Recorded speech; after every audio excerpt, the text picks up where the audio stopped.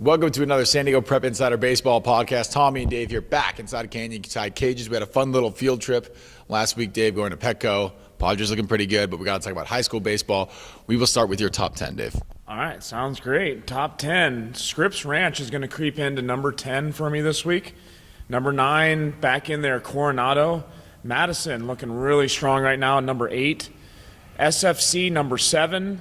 Sage Creek, number 6, RB 5, Grossmont, number 4, LCC, number 3, Poway 2, Eastlake 1. These aren't going to change probably for the next couple weeks. Those teams are really strong in the top 3. Yeah, Poway, one of those teams that maybe wasn't even really in the top 10 now, number 4. What do you like in them? Or sorry, Grossmont.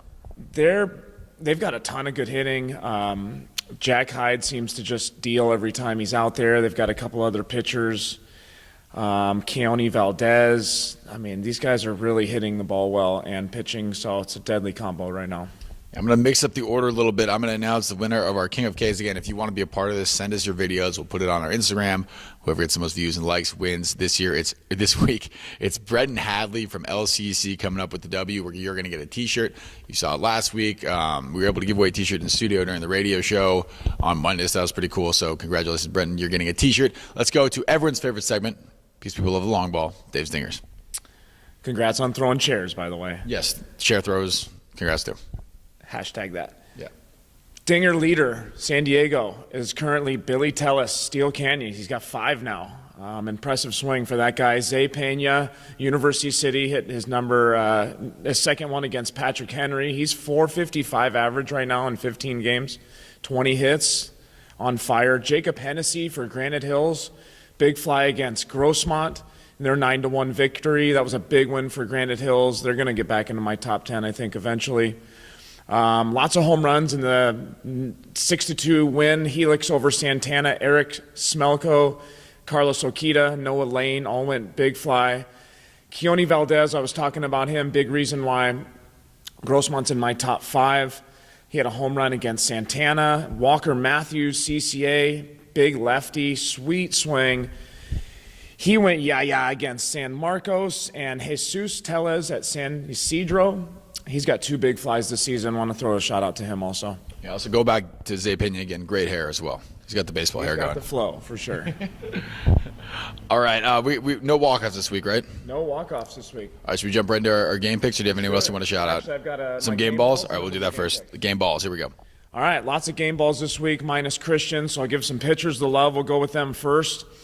Jansen Lublin for San Pasqual. He's got 5 of the 12 wins for them. They're 12-3 right now.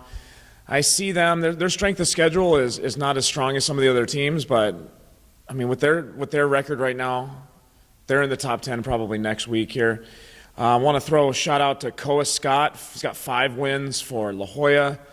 They have a pretty solid record too this year. A lot of wins for them. Let's go with some hitters now. Alec Bruce, Bonita Vista. He's a UCSD commit. 3 for 5 against Montgomery in their 7-1 win.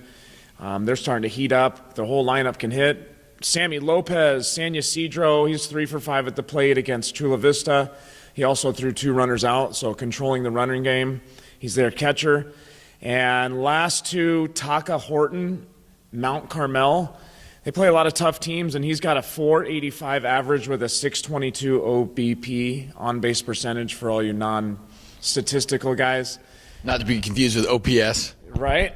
Big game ball to you. And last hitter here, another big reason why Grossmont is raking Brody Romero. Brody Romero, Grossmont, .474. He's got 18 hits right now. On fire at the plate, one of the best hitters in the county. If your name is Brody, you have to be a good hitter. That's an automatic rule. Pretty sweet name. Yeah, it's a pretty sweet name. All right, we'll go to our game picks now, or not game picks, game discussions. We've changed it a little bit. We're going to start in some league play here. We've got Bishop, Santa Fe Christian. Bishop's coming in at 6-6. Santa Fe Christian, as you mentioned, kind of in your top 10. They were higher up, I would say, a couple weeks ago. Now they're trying to slide down a little bit. So bigger game for who? Bishop's trying to get that upset, or Santa Fe trying to stay in that top 10? That's a huge game for Santa Fe. I mean, looking at their record, they're 10-3 right now. They've got a good strength of schedule going, so if for them to stay in the top 10 and possibly get a high playoff ranking, I think this is a huge win for them. Bishops has got a few strong players also, but Santa Fe Christian at 11-4 sounds, or 11-3 sounds a lot better than 10-4. So big game for them. It really does for Bishops. I mean, this is their third time playing. The first game, Santa Fe Christian's won all three. The first game, or excuse me, they played twice. This is the third game. First game, Santa Fe Christian won 7-1. Bishops then lost the next one 10-7. So they're getting closer. I think it's a big game for Bishops as well. They got to kind of make a mark in that league. It's a very, very difficult league. But for Santa Fe, as you said, they really got to pull off this win as well because they want to stay in that top 10, possibly getting that open. Right. Another game, too, we have Helix and Santana.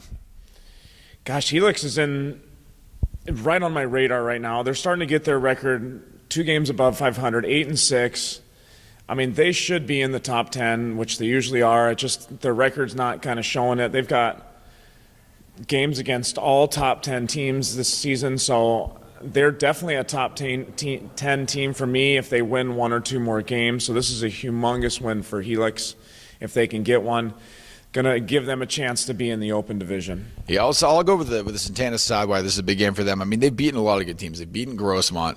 They've beaten Madison. They've beaten Bonita Vista, who's a very good team as well. So they are knocking on the door of being one of those top 10 teams. Their record doesn't really show it, but the games they've won some big games. So big validation win here for Santana if they can get it. Final game we're going to talk about, small school, big school. It's Classical Academy traveling to Poway.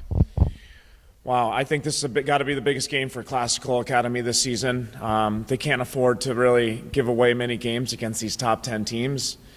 In Max Preps, you're looking at, this Classical team is number 8 on Max Preps. I mean, and Poway's number 2. So, I mean, this is a humongous game and would be a humongous win for the Classical program to kind of shut down what is one of the top 2 teams in the county. Yeah, Classical's already turned a few heads this year. Good win-loss record. We didn't know much about them coming into this year, but they are looking fantastic. Poway cannot afford to lose this game, though. They want to stay in that open division. They need to be Classical. Dave, tell the people where we are and where they can find you. Canyonside Cages and Uprush Athletics. You can find us at David Ring 4 on Twitter and at Canyonside Cages on Instagram. Check us out. We've got a bunch of content daily, and come see us for some lessons or cage time. I might take you up on the cage time. I know. Thank you so much for watching. Christian will be back next week, so if you hate me, that's fine. Christian will be back. You'll be okay. We'll see you then.